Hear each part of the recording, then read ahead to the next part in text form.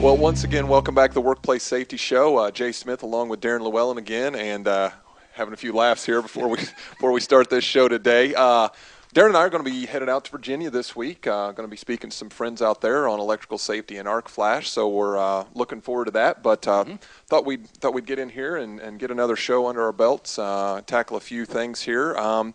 Last time you joined us, we were talking about training, and we're going to continue that again today, but training of our own people. Yeah. Twice a year, we bring in all of our field technicians. They live in 5 or 6 states, I forget which, throughout the United States. Twice a year, we bring them into the headquarters here in Linton and do some training. Interesting exercise. We had them do this last time in June.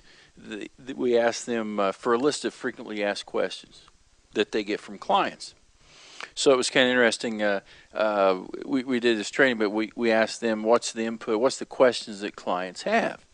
And, of course, we've got a strange bunch, so some of them are kind as of you funny. can see, mine, I've got some blackout marks on mine, some things we don't necessarily need to speak on here today. Well, but question 20, where are your pants? yeah, I don't really know where that one came from. I don't really think we should expound on that one too much. I don't want to know the maybe we answer. should, though. I don't know. I don't know.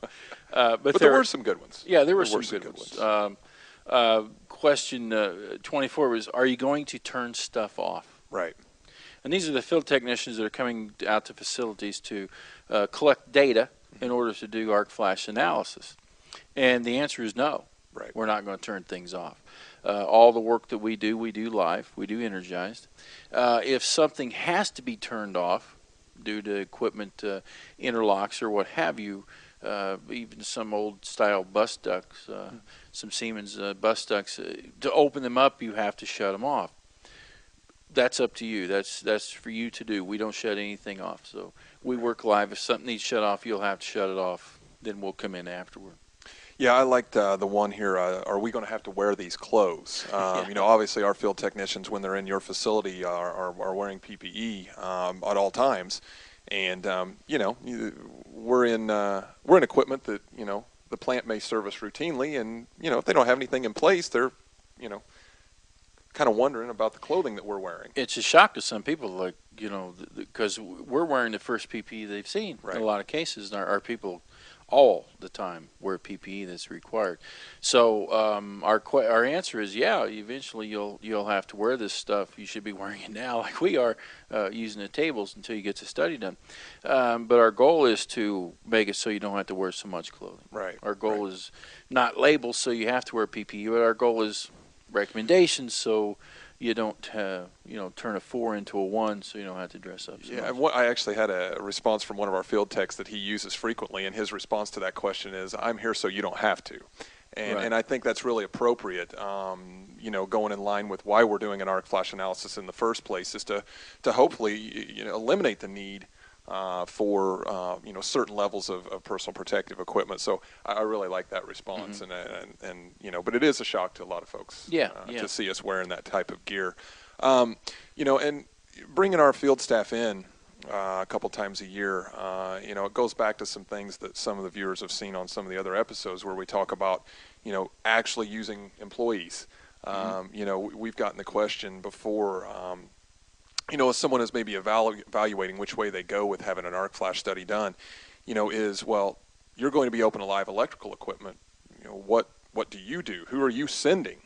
And, this is just some good reinforcement. Some of the things that we train our staff on is obviously electrical safety. And they are our staff. They are our employees. Right. We Right. don't use contractors. They're actually our folks. Right. So that allows us to maintain the level of training that they receive. I know here recently we it was confined space. That was the time, that was what was up on the calendar that we needed to have. Obviously, CPR, first aid, I know is something that we have an annual refresher on.